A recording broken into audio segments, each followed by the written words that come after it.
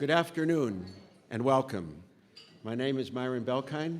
I'm an adjunct professor at the George Washington University School of Media and Public Affairs in the Graduate School of Political Management, a former international bureau chief for the Associated Press, and the 107th president of the National Press Club. The National Press Club is the world's leading organization, the world's leading professional organization for journalists committed to our profession's future through our programming with events such as this, while fostering a free press worldwide. For more information about the National Press Club, please visit our website at press.org. On behalf of our members worldwide, I'd like to welcome our speaker and those of you attending today's event. Our head table includes guests of our speaker, as well as working journalists who are club members. And so if you hear applause in our audience, I note that members of the general public are attending, and that's not necessarily evidence of a lack of journalistic objectivity. I'd also like to welcome our C-SPAN and public radio audiences. You can follow the action on Twitter using the hashtag NPC Lunch. After our guest speech concludes, we'll have a question and answers period. I will ask as many questions as time permits. Now it's time to introduce our head table guests. I'd ask each of you to stand briefly as your name is called. From your right, the audience's right, Anthony Schopp, co-founder and chief strategy officer of Social Driver and a member of the National Press Club Board of Governors. Nell Minow, movie critic for BeliefNet. Helen Fresenden, Washington correspondent for the Oregonian in Portland. Jennifer Schonberger, producer for Fox Business News and co-organizer of today's event. Jennifer Walters-Michalek, executive director of the M.Night Shyamalan Foundation. Jerry Zaremski, chairman of the National Press Club Speakers Committee, a past NPC president, and the Washington bureau chief for the Buffalo News. Skipping over our guest for a moment, Andrea Stone, freelance journalist and the Speakers Committee member who organized today's event. Thank you so much, Andrea. Joanna Duffy, program coordinator of the M.Night Shyamalan Foundation. Jill Lawrence, columnist for Creators Syndicate and other news outlets. John Selak, president of the Selak Media Group and editor of the Selak Report. Tejinder Singh, editor and White House correspondent for India America Today.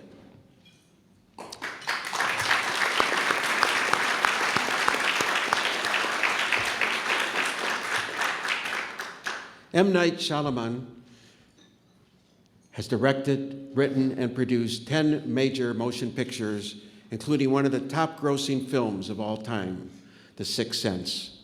The 1999 thriller starring Bruce Willis was nominated for 6 Academy Awards and grossed more than $2 billion worldwide.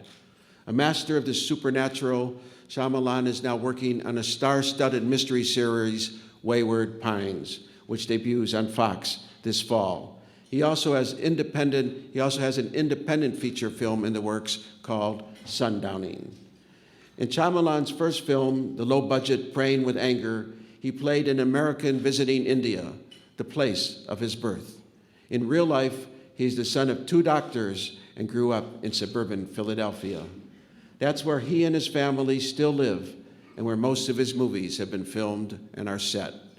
It was in 2007, while visiting high schools in Philadelphia, scouting for locations for the movie The Happening, that Shyamalan first became interested in the issue of education. He wondered why 2 schools, just a few minutes' drive apart, were so different. One filled with eager, excited students and teachers, the other so scary and depressing that it seemed like a prison.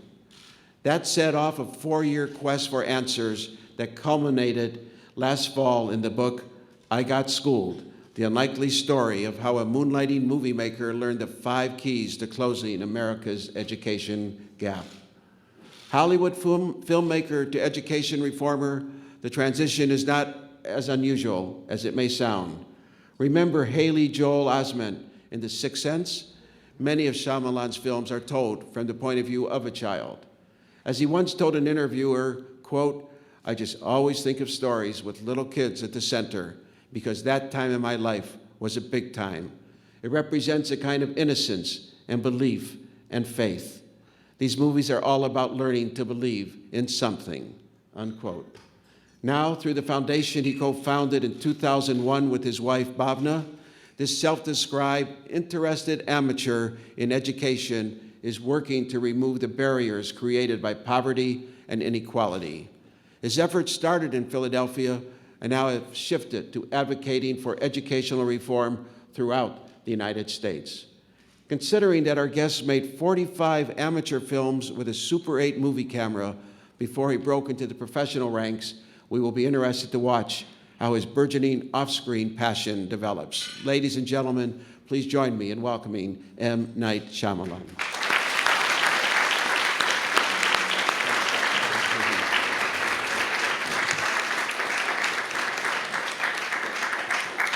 Thank you very much for having me. That was a gracious introduction there. I was listening to all that kid stuff. That was good.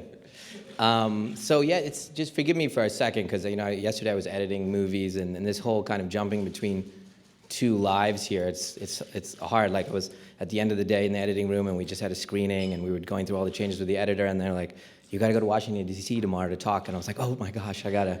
Then I went home and looked at all my notes and changed into another hat. So if I'm a little sluggish mentally, just forgive me for a second, trying to do different things. Let me just start by saying, celebrity activists they make my stomach cringe. So let's just start there. So you don't automatically get the right to have advice, give advice on something because you were successful at something else. That makes no sense at all. But you do have a spotlight on you sometimes, and I think that's how it gets blurred. In my case, it's something I'm really sensitive about. So it's not something I've always said, graciously no to being asked to be promoting this or that charity-wise. So this is very unusual for me, and in fact, came really organically. As was mentioned, this kind of began very without me thinking about it, kind of. Just as a citizen, we went and I live in Philadelphia, and I needed something to be personal. Our foundation does a lot of amazing work around the world, and generally speaking, they'll come and say, "We're helping this community in Africa, we're helping this community in India," and I'll be interested, but it's I'm not the one getting activated, and they are, and my wife is. But on this particular subject, I got hit. And I spent the last 5 years on planes, on evenings and weekends, writing, researching, and working with a team to come to this book, which was really kind of an organic. And I think for me, anything good that's come in my life has come without an agenda. I had no idea where it was going. I wanted to learn. So really, I feel like on behalf of the single mom of the inner city child, that I wanted to be the one with the resources to get the information, to give them the information. That's really all it was really about at the end of the day, and still today. So what happened was, I went to this school in The Happening, where Mark Wahlberg was a principal in a school, and we saw these two schools, and it was in Philadelphia. One was this incredibly vibrant school, and then I got in the van to the location scout, went 4 minutes away, and went into another school. And this was the worst thing you could imagine, the usual metal detectors, the lights really dim, the kids were just, not in a good place. And to even show me the classrooms, the janitor had to unlock the classroom doors. There were bars on every classroom, literal bars. And the top floor of this school was shut down because there was too much drug and sex going on, so they just crammed the kids down onto 3 floors instead of 4. It's like animals, right? It was damage control, and the theater had been burnt down. Someone had set fire to it. This was my tour, and this was my city, and I was really, really upset. And I saw a kid when I went into. This is kind of symbolic. It's funny, but it was symbolic. I went into the first school. I walked into this school, this vibrant school, and as soon as I walked in, all the kids came rushing over. "Oh my God, are you making a movie? You're making a movie here? Can I be in it? Can I die in your movie?" And the teachers came out, and it was like the Pied Piper, and the possibility of a movie being made there was just right on the tip of their tongues, and they were ready, And in this other school, a kid came up, walked up to me, literally looked at me, kind of recognized me, and decided that's not possible, and kept walking. And very symbolic, right? Because those kids, anything is possible. No warning, filmmaker walks in, yeah, they're gonna make a movie in our school. That's about everything, I wanna be in it, you know? The other kid, I'm standing in front of him, and it's not there. It's just not there. And it's very symbolic of what's been done to these kids. So very, very organically, I said, all right, I just wanna know the answers to this. Very simple, I went, let's go, you know, in the typical foundation way, let's go to the place in the United States where they have inner city education correct for low-income kids. They go out, they look, there is none. Fascinating piece of information for me. So then I said, let me just ask questions. So the beauty of being, the one good thing about being, you know, known a little bit is you can call people. You can say, hey, Senator, can I talk to you? Hey, you're the head of this in California or in, you know, Colorado, wherever. Can I fly to you and will you have dinner with me and can I ask you questions? So we started doing that. I just said, hey, I came here and went everywhere. You know, I met with everybody at the time who was in the top places in education. What works? I said, what works? And they would give me their list, A, C, G, you know, X, Y. And then I go to the next person, hey, what works in education? And they'd go A, you know, L, M, C, and I go, wait. And then I kept doing it, and every list was different. Now, I come from a family of doctors. So when we say, hey, is smoking bad for you? Everyone says the same thing. It's an evidence-based field. So this was very confusing for me. And I said, I'm completely confused, you know, about what I'm getting, the information I'm getting. Again, I'm just the mom, the single mom. I just want the information. And at this point, you could normally give up, and then you'd start to go on opinion. Didn't want to do that.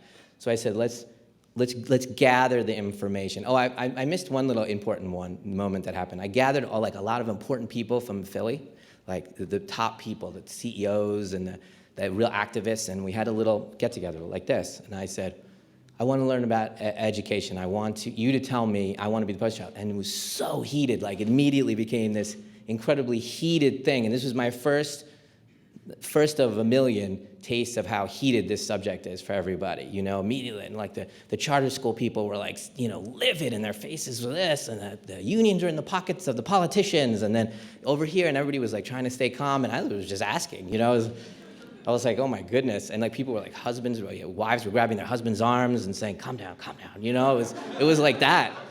And I was like, wow, this is, so I began asking the same question. So someone would say, like, for example, charter school. So I said, so the lady was like going, you know, they were gung-ho about charter schools. And I said, so charter schools, that's the answer? And they go, yeah. And I'm like, well, I'm your poster child. Send me the data. Being the Indian that I am. Send me the data. And they said, we'll send it to you. And I said, next morning, got to my office, and it was a brochure for a charter school. And I was like, that's not what I asked you to send. I said, send me the data that says charter schools outperform district schools, and I'm your poster child. So that became the pattern of blurry information, half knowledge, insinuations, anecdotal movements, all that stuff, which is very blurry. So I said, all right, we found our purpose as a foundation. Our job is to gather all the data, and we're going to put it on one table so everyone's clear. And they go to the doctor's office and they say, this is what you do to stay healthy. We're going to do that, okay? So we spent 2 years. We got researchers and we gathered all the information, and it was a really difficult process to have standards of what was the study that counted, that kind of thing. And we didn't want one study, because you could cherry pick anything you want. We wanted a meta study of everything. So we gathered everything 2 years later of meeting and them talking me through it, because I'm a novice. So you have to say, I don't understand that. I don't understand what you're saying. So tell it to me so I understand it, so I can tell it to a parent. And they would show me each thing, and I would say, great, that says that says this, that says that. 2 years later, we looked at it, and we had basically a pretty comprehensive look at, not everything, but, you know, thousands of studies on the table. And guess what? It was a big blurry pile. You could cherry pick anything you wanted, you know, and whatever your confirmation bias was, you can find confirmation for that. So there I was now basically at the same position as the people that I had called and said, the experts, can I talk to you, right? And what do you know? I could have come up with my own list at that point, A, G, L, X, right? Based on my own feelings. Again, no, I didn't want to be one more opinion in this mix. No opinions. So it looked like it was over there, right? It was just stalled for a second. You know, what did we glean from all this is that It's blurry. That's what we're going. So it came to this one big moment, which was we went out to dinner with our friends who are doctors, brilliant doctors, and we weren't talking about education at all. And my friend was the head of the residents at University of Penn Hospital. And he was just saying how he teaches. I love listening to him. He's very just impressive guy. He's the guy you go to for advice. He's the rock. And I said to him, tell me how do you teach these residents, these hotshot residents? These are like the top people in the whole world. These are the guys. How do you teach these hotshots? And he goes, I tell them the first day, I said, forget what you know. I said, and this is what he's saying, this is the data. You should tell your patients, if they do these 5 things, sleep 8 hours a day, eat a balanced diet, exercise regularly, pay attention to your mental health, and don't smoke, the chances of getting all diseases drops to an incredibly low level. Beats every pill ever invented. Your body is naturally healthy. But if you don't do one of them, it buoys back to the norm. And for whatever reason, it was like the House moment in House, where he figures out the case. It was that moment, and I literally stopped eating the gnocchi, and I was like, that's it. It's a system. You're going to get a lot of false negatives. Is there a group of things, when done together, always work to close the education gap? By the way, that's what we're talking about here, the education gap. Now, the education gap is just for those of you not clear on it, what we're talking about is the gap that exists between inner city low-income children and their white suburban counterparts. The reason I phrase it like that is because 98% of this group is African American. So that gap, which has existed and exists in almost every state except for Hawaii, and we'll get into why, has been there and continues to be there and isn't getting smaller and has always been there. Is there evidence that a group of things can close this gap? So we went back, and I said, this is how we're going to look at the data. Find me combinations of things. When you did this with this, was it always positive? Did we get a false negative? We were rigorous about this kind of, if there was a negative reaction, then it's not what we're saying here. 2 more years it took to do this. That's how, because what you find, what's hard is about erasing your thinking. That's what's so hard, trying to categorize. That's really what it is, how to think about something. You drop dead on the treadmill, so that means exercising is bad for you?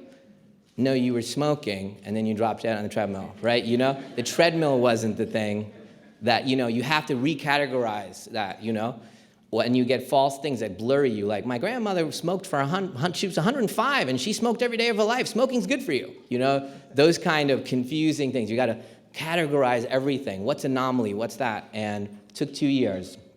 And lo and behold, the pile became organized into 5 groups. And we stared at it, and we're like, wow, this is consistent. This is consistent. For the first time, I'm absolutely clear. And then I said, let's now check our answers. So we said, let's go to every school in the United States and check and see what they're doing. That is closing the gap. And we prayed they were doing these 5 things. And lo and behold, they were all doing these 5 things. They all came to it separately, the answer separately. By trial and error, burning through fires, their own learning process. And those amazing individuals that can figure it out intuitively, they figured it out. And that's where we are. And we put together a book, and I'm going to tell you what the 5 are. It's a fascinating thing. They're in no particular order. But the first is what leadership looks like in these schools. So in the schools that are closing the education gap, the leaders are the principals. They look like this. The leadership is bifurcated. The principals spend 80% of their time teaching teachers. Now, that seems intuitive, but here's the reality. The teachers the principals in normal schools, normal inner city schools, teach teachers 8% of the time. So it's like a coach who's not coaching their players. It's a coach that's outside selling tickets and letting the players run around on the court. In these schools, they're doing only teacher instruction, basically. And all the other duties are separated out to an operations manager or whatever you want to call it, another group that's handling facilities, paperwork, discipline, janitorial, you name it. That's someone else's business. The coach coaches the teachers. That's what it looks like. Nobody succeeds in isolation. You don't want to have the one teacher that's great, and that's the end of it. The other thing that leadership looks like in these schools, this is still under that first tier, is they have an incredibly loud and consistent culture. That's what you find in all these schools. Now, this is amazingly critical. Now, when I remember on the verse table, that one that I was telling you about where they were all so heated, they were like, school spirit, right? And I was like, I wrote it down on my list dutifully. Now, what it ends up happening, it isn't the school spirit, it's a messaging that's happening. Here's the thing. This is related to the underlying issue. What are we talking about? My opinion, this is opinion, by the way. This is the first thing as opinion that I'm saying to you, is that this is about racism, okay? Our country was built on a sin, fact. It was condoned until the 60s officially, fact. We're imagining it disappeared, that influence has disappeared. I will show you each and everything in the data that will say to you, it's the reverse of what we thought. The problem doesn't exist in these schools. It exists outside their schools. What happens to them outside the schools, that's what the data says. It isn't in the schools. When we always think about this issue, we're always like, now what's wrong with our inner city schools? Nothing. That's what the data says. That's not me, that's what the data says. The cultures in these schools are incredibly loud and incredibly consistent. And the reason is, and one of the heads of Uncommon Schools was telling me, they're getting a message told to them outside of our school, and we're going to shout one louder. And it's really a messaging thing that they're teaching these kids, and everyone has to buy in on it in these schools. It isn't you get to do something positive and you get to do a different thing positive. It doesn't work like that.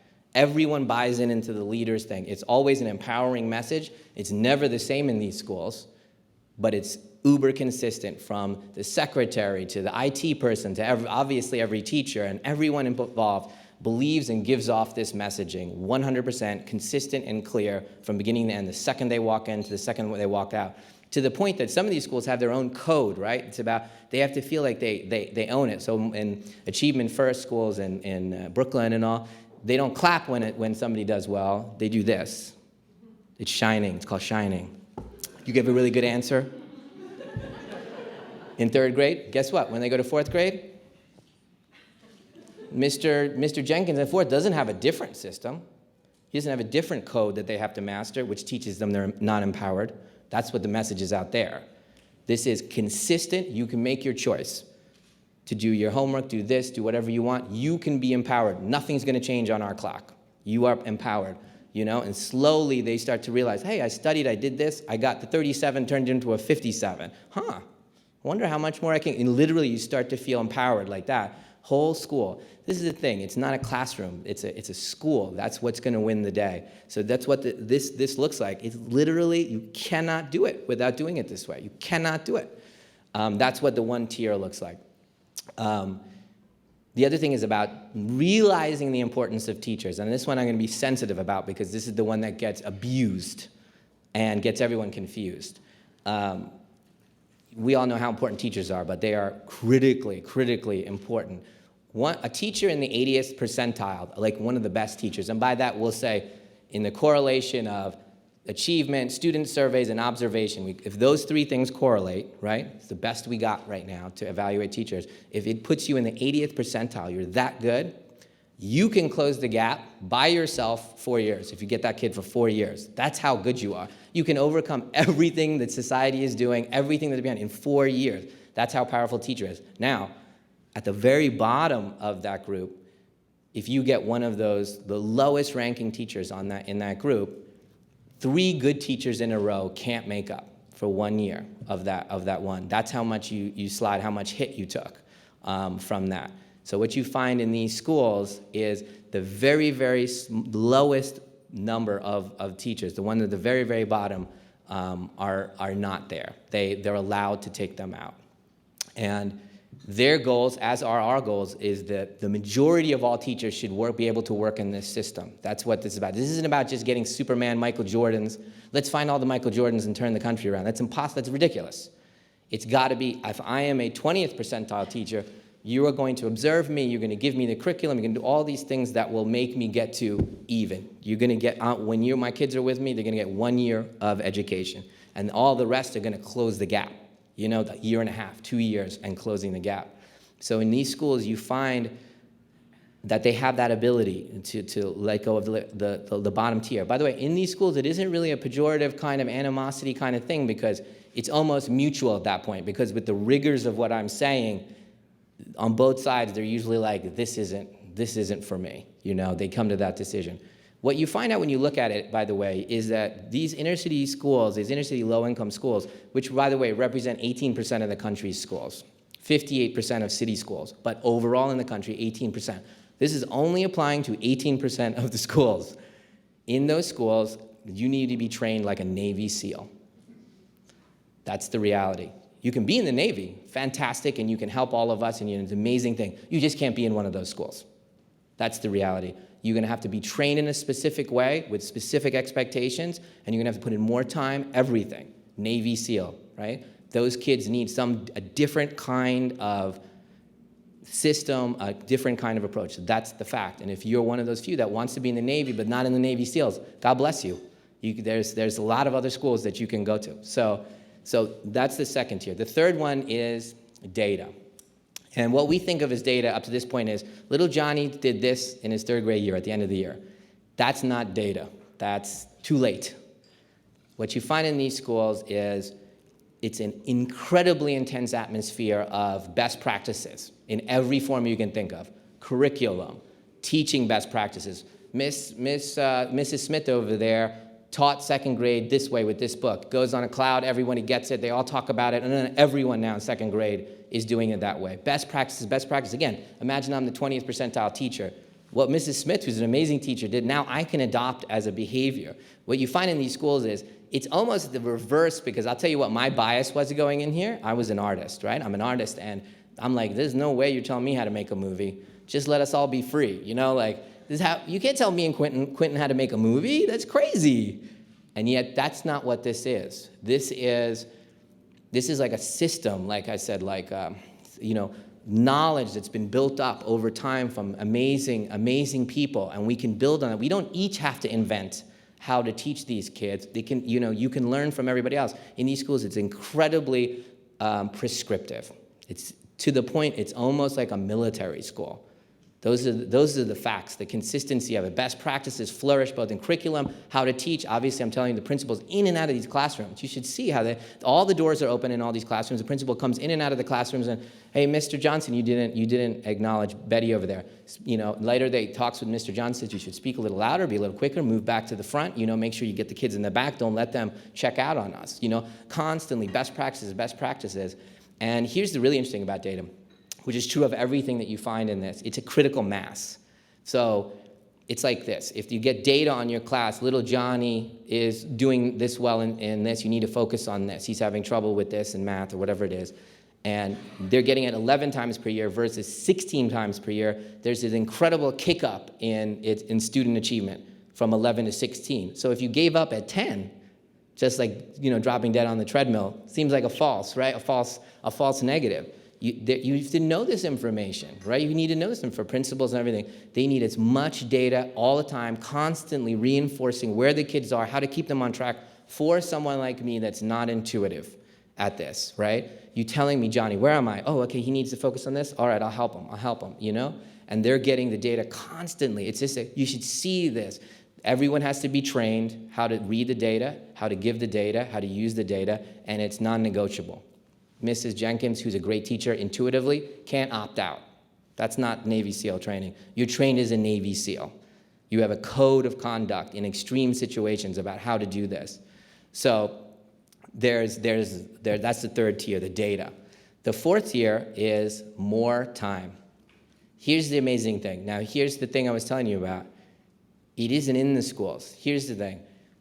In the summers, when little Johnny here in the inner city school, let's pretend he's exactly the same as Xavier, the white kid, and I'm just making up names, sorry, in the white suburban school. They're equal in the second grade, right? When they graduate in June, equal.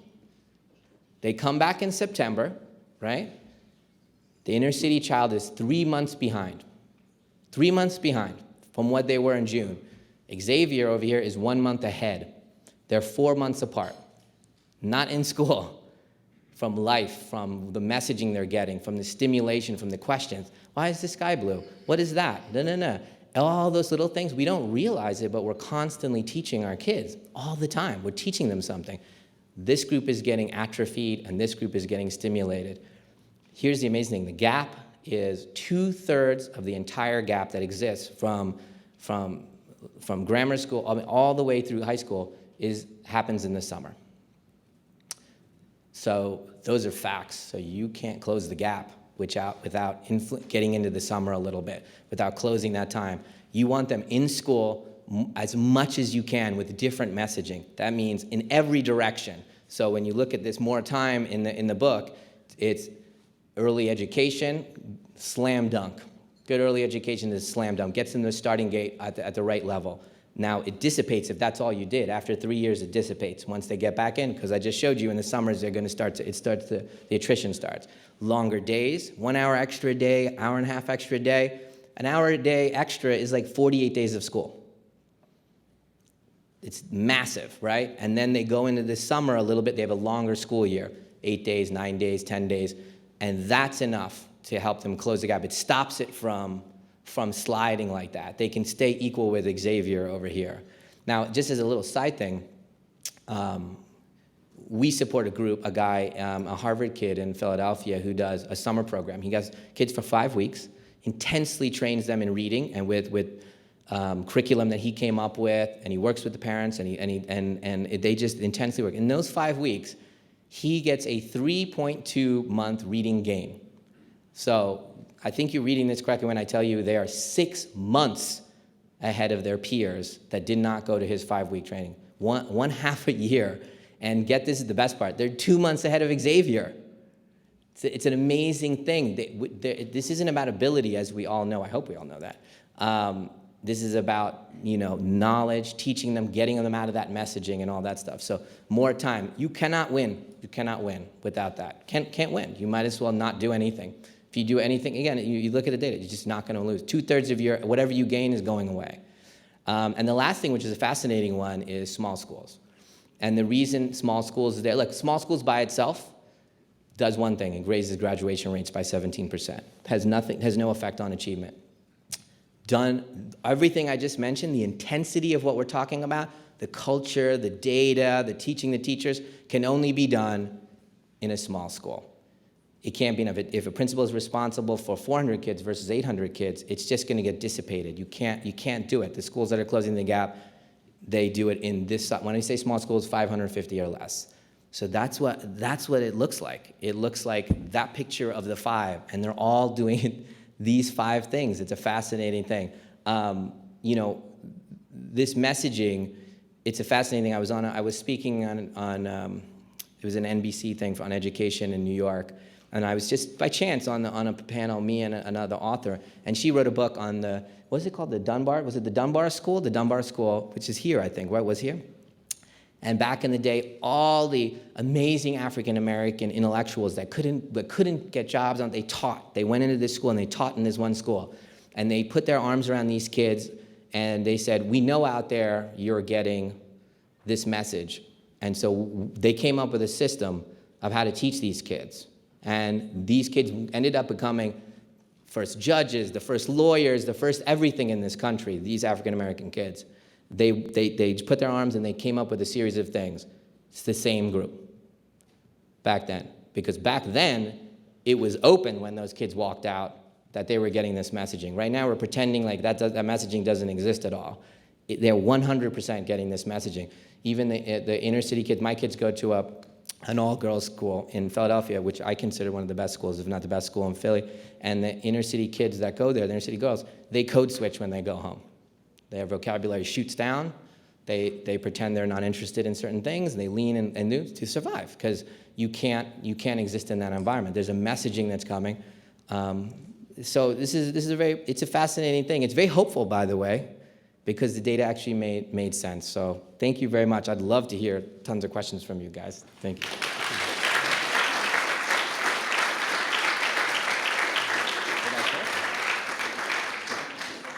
Yeah, please stay here. Okay. Thank you very much. Mr. Shyamalan, it'll be a year this fall since your book first came out. How is it helping to change the education landscape for minorities? You know, it's amazing, the answer to this question, because we cannot handle the amount of opportunities that have come from the book. We've had states and cities and everything saying, we want to use what you laid out in the book. Help us write legislation, help talk to our Congress, talk to this, talk to that. It's been an incredible thing, so much so that I guess just to be honest, partly I thought I'd write the book and go back to making films.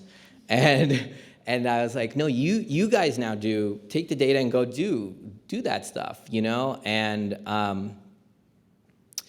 I'm finding myself in the middle of all these conversations, both here in DC and in all the different states and cities. Obviously, Philadelphia as well. We're having a big conversation in Philadelphia of how to isolate in legislation these schools, these 18%. By the way, probably someone's going to ask this. There are 7% of the United States schools that are low-income suburban schools. Does this apply to those 7%? This is my guess, yes.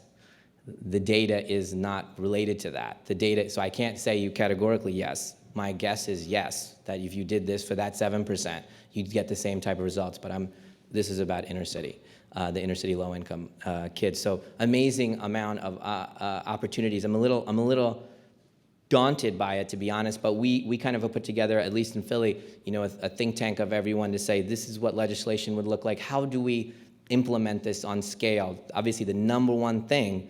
The first thing that becomes the big question is, let's say Philadelphia, for example. The number of schools that this applies to is, what, 118. I need 118 principals that are Navy SEAL trained. So that's the problem. The first question to be answered, as soon as I can get 118, the pyramid, all that other stuff, you know, I think we can get extended day. I think we can get all these things in Philly. We can do all that stuff. I need the 118 Navy SEAL trained principals to train the Navy SEAL teachers in those schools. Have you encountered resistance to your ideas? And if so, what kind and from whom? You know, I was certainly braced for the barrage of resistance. And if my wife were here, she would tell you I'm completely naive about all these things, and you know, I see things, you know, glass 3/4 full when it's half full, and we haven't really had it, to be honest, because here's what the data says. Both sides are right and wrong. That's what it says. So I can say to you, it's weird that the room broke up. I said, is this it has to be a United States thing where we go, all right, pick side. There's two sides. Pick your side, kind of thing. And we walk in and go, oh, you're either with the unions or the education reform group. I'm like, I'm with neither. I just want to tell you what the data says. And the data says everyone has been completely unfair to giving responsibility to the teachers and principals in those schools. You haven't trained them. And you're holding them responsible. This is what the data says. Accountability alone does zero. This is not about motivation. That's what's so insulting. I mean, I almost cursed here. My God. It's like it upsets me. Oh, they're just not motivated. Let's pay them more. They'll get motivated. Zero. Let's hold them responsible or penalize them. Zero effect on student achievement. It has to be, you have to give them knowledge. You have to train them before you hold them responsible. So in terms of, why did they circle the wagons over here? They're being unfairly held accountable. They don't know, they want to do this. They haven't been trained to do it. No one's even said to them, by the way, you have to teach differently in these schools. No one's even said that. That teacher that's failing in this school and the teacher that's succeeding in the white suburban school, switch them. They will fail over here and succeed over here. The great teacher over here will fail unless they do the Navy SEAL stuff we're talking about here. So it's a fascinating thing. What do you think about the controversy over Common Core? What does it say about attitudes toward local control and resistance to uniform standards, and about our ability to improve our education system on a national scale? Yeah, again, this side that's very upset about being blamed can read into everything that it's pejorative. Every move that's being made is pejorative, and I kind of read it that way as well a little bit. This one's blurrier, right? It's just setting standards, and as I told you, prescription is critical in these schools, you know? I mean, curriculum, for example, like early childhood curriculum has enormous effect on kids. It's just a fact. It's off the charts. Like if you teach a kid a particular book versus another book in early childhood, by the time they get to kindergarten, first grade, it's enormous the difference that the correct curriculum can have. And proven curriculum throughout is definitively, data says it works. So on that front, it's correct spirit to raise the standard with data-driven curriculum. The messaging that's coming from that is, because you suck, we're going to show you how to teach. That's the messaging that I'm getting, and has never shifted. And so you're doing something kind of correct, but you're doing it in a kind of spitting at them kind of way. And it hasn't really changed. Almost everything is about how do we motivate these teachers and principals, which that's not what the data says. You talk about eliminating the worst teachers and keeping kids in school for longer as pillars of your strategy. In South Korea, teachers are paid based on demand for their skill. It's essentially a free market for teaching talent, and the students there are routinely ranked among the top in the world. Should the United States take a page out of South Korea's playbook? No. Okay. You can't use any data outside the United States and consider it valid. Finland, for example, was not built on slavery, has no racial inequality. The highest economic tier and the lowest economic tier are 5.6 times difference. Very small difference. Ours is 16, 17 times, right? Ours has a problem of messaging. Our issue, as I'm saying what the data says, is we're telling these kids they're worthless, that they have no value into this country. That's what's being told. This isn't about just education, it's about messaging. So these things that we're talking about is correcting a sin that our particular country has. There's probably a similar one in England. There's probably a similar place like that. It's not in Finland. And I'm not, using the data of what best practices are from other countries is dangerous, because it's not correct for it's not acknowledging our responsibility, that what we as this room are telling our children in the inner city. I hope I answered that question correctly. Thank you. A California judge ruled Monday that teacher tenure violates students' rights to a good education. What do you think? Does it? Again, what is the messaging we're sending to the country and to the teachers, right? Tenure, to some extent, is a little bit backwards based on what the data says. The data says you cannot tell whether a teacher is good or bad for the first 3 years. So if you're getting tenure in your after the second year, just when I can tell you you're terrible, you're in for life, right? So it's reversed. You should be tenured for 3 years. You cannot, what's our guy, Jeffrey Canada, was a terrible teacher his first year. Should he have been fired?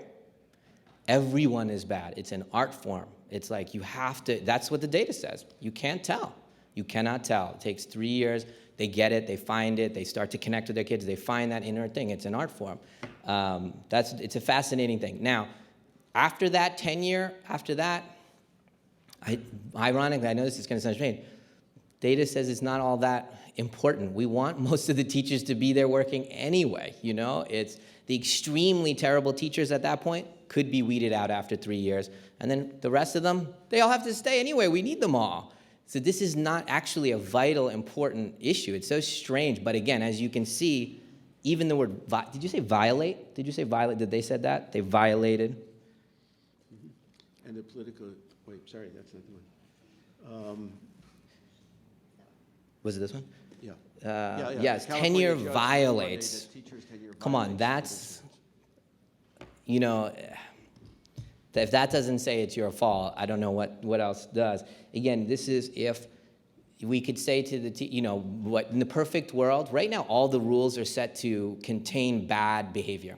That's what all the rules that are set in place, as opposed to the flourishing of best practices. So let's say Mrs. So-and-so is an amazing teacher. She should be able, she's first one up to get to assistant principal. Her best practices, everything should be flourishing. That actually has been proven to cause retention and school achievement to go way up. That's in there. It isn't actually the things we think it is. Why do we think that they're motivated by pay more than us? As it turned out, teachers are most, unselfish people that are out there working. It isn't, you raise their pay after a certain minimum, after a certain necessity. That isn't the motivating factor. It's success, being heard, all of the things that would motivate us. That's what it says. But yeah, this conversation about tenure is confusing to me, because that's not what the data says we should be talking about. Teach them how to be Navy SEALs, and then hold them accountable. And then give them whatever you want, tenure and things like that. What could we do to get parents more involved in their children's education? Okay, so as we kind of implicated here, or we talked about lightly, the messaging outside the school is not great, right? It's critical. So we know all the studies, or if you've looked at the studies of those homes, inner city low-income homes, are speaking millions of words less per year than high-income homes. All of that stuff. We know all that. There are no books on the shelves. There's no messaging in the correct way. All of that stuff. In the data that I had for the book, I didn't have enough data to reach to say that changing the home environment categorically will help us close the achievement gap. I can tell you from being in the trenches and talking and seeing enough data so far to tell you, I guarantee you that will be the sixth one. You know how bad I wanted to call this something with six, but I just couldn't get it. And it's there, it's about to be proven. I'll give you a for example. There was a ABC Darien project done in North Carolina in the early 70s with early childhood education. And they did quality childhood education, which I've told you, when it's done really well, inoculates the child for 3 years. And that's it, right? But in this one, they went into the home every 2 weeks and they taught the parents how to do homework with the kids. That's all they did. Just teach them like 1 hour every 2 weeks. Those kids, when tracked all the way through high school, were graduating at much higher rates, going to college at much higher rates, succeeding at much higher, lower, much less dropout rates, everything you can imagine. The home environment had changed. It had been changed. The possibilities had been changed. That's how powerful. They were inoculated for the rest of their lives by changing. That's how powerful it is. And I have those pieces of data. I just don't have enough to say it. And I know within the next 5 years, there'll be enough data to say, we did this and this, just like I told you, you have to do them together, and we had an exponential hit. So only good can come from involving them. Can I mandate it for these schools? No. This goes under the premise of, if the home environment does not change, can you close the achievement gap? So the answer to that is categorically yes. Hollywood has a major influence over young Americans and how they view the world. Do television and films send messages that make students devalue education? And if so, how can Hollywood use its influence in a positive way? I haven't really thought about this answer here. I guess there are two separate parts of my brain, movie making and education. We're doing, I guess, in general, we're giving the same messaging as everybody else. How many African-American intellectuals do we see in our movies without it being, we always have Morgan Freeman as the president, I'll give you that. But beyond that, in the sci-fi movies, Morgan Freeman is the president, but what's the normal thing when what's the messaging? And I'm guilty of it, everyone's guilty of it. We're playing on social norms of, this is what we expect from this group, and this is what we expect from this group. The messaging is a societal thing, and we're complicit in it for sure. I don't know how much we can change it unless society changes as a whole. It's a difficult question. Sorry, I didn't answer that one well. Well, a brief related or a follow-up. As you know, film has the power to reflect and influence society. We now see increasing violence in films. Where will it end? Will movie fans reject this, or will we likely have to see the code reintroduced? It's a funny thing when we do again, I'm not an expert on violence in films, and they're, literally just education gap. That's all I've done for 5 years. But I'll tell you a funny thing. When we go get our films rated around the country, the United States is super prudish about sex. So they're like, oh my God, you showed a breast. Yeah, that's R. Like that kind of thing. Whereas the rest of the world, sexuality is not a thing, but violence is a thing. But here, you can kill any amount of people. It's PG. Yeah, bring the kids. Not a problem. Decapitation, not a problem. And it's a fascinating cultural thing where we're so desensitized to violence and obviously even glorify it, to some extent, that kind of thing. But it's an interesting thing culturally because it is different in other countries. When I go to get ready, they'll have problems with the violence in my movies, and that's what they have issues with, So it's an interesting societal thing. And now some questions about your filmmaking career. How did your work with cinematographer Tak Fujimoto on The Sixth Sense and later on Signs affect the general tonality and visual style of your films? Wow, a little left turn there. I'm a big fan of Japanese cinema and Japanese art in general, the minimalism of it. And so Tak and I really got along. Tak shot Silence of the Lambs, so that's like one of my favorite movies. So I was like, please do my movie, please do my movie. But he does, ironically, American Gothic really well. Beautiful dark, but the minimalism, we're both minimalists, and generally my cinematographers I pick are more naturalists, they don't do too much, make it feel like a normal room, not blue lights with fans and things like that. So, I learned a lot from him, and he's done 3 of my movies, I think. So yeah, it's more about the Japanese cinema of it being, subtle colors. Even if you come to our house, it's very light, everything's very minimal, not too much furniture, that kind of thing. My brain gets a little messed up with too much stimuli. As a writer, at what point, if at any time, do you collaborate? And is it usually a gut feeling when you conceive a new idea?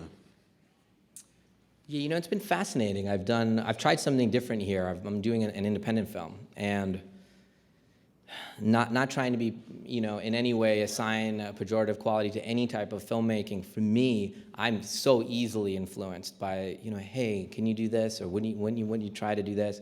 And with this movie, basically I tried to do it in a way to get back to my gut, to understanding who I am and hearing my own voice a bit. And it was scary and fascinating, and maybe not unrelated to education, because what we're teaching these kids is to listen to their voice and feel empowered. And artists, I guess, when they're in their best form, are listening to themselves. So for example, I did things technically that are difficult. So I didn't have playback on when I was shooting the movie. So when I shot the scene, I didn't get to go look it and see if I did it well.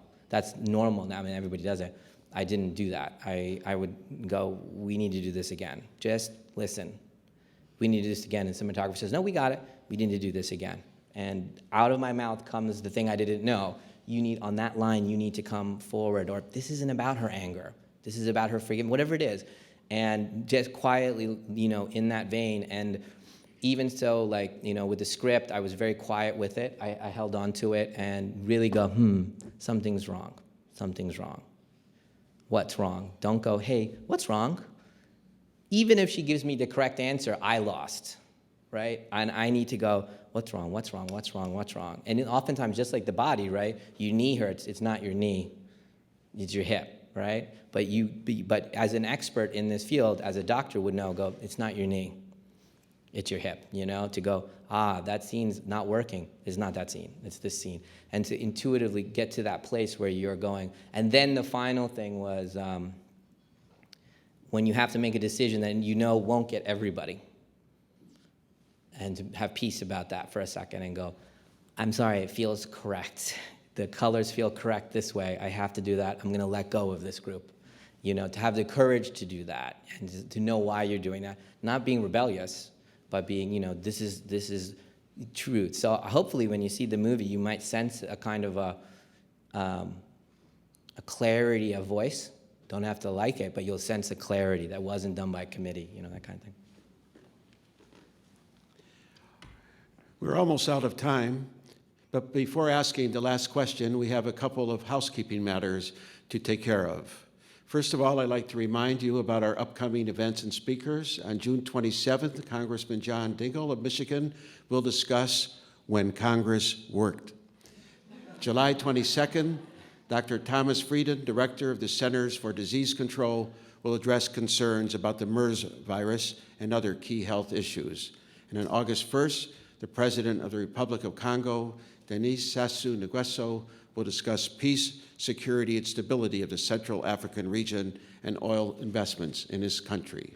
Next, I'd like to present our guests with the traditional National Press Club mug. Thank you. I don't know whether you use it for good coffee or good chai, but we hope you will remember your visit with us today. And finally, for the last question, what is your favorite movie of all time and why? God. The tough question at the end. Gosh. I mean, there's probably in each genre, a movie. Probably, if I'm taking everything into account, I think The Godfather, the first Godfather, is the best film ever made on every level. Should I tell you why? Sure. You asked Yeah, why, yeah, right?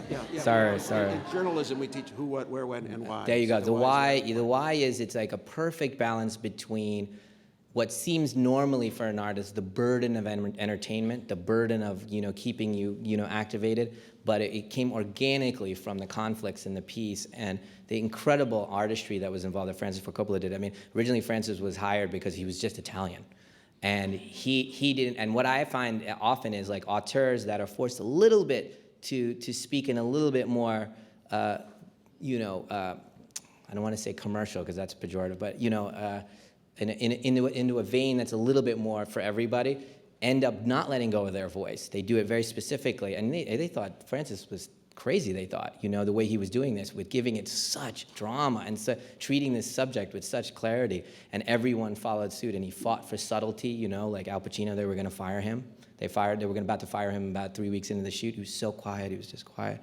And then they saw the scene where he does the assassination, and they were like, oh, that's what he's doing. And teaching, they taught us all about subtleties and giving humanity to every character, even villains and that kind of thing. So just an amazing and an incredible, empowering story. So really, it's in my room, that poster. Thank you, Mr. Shyamalan. How about a round of applause for our witness?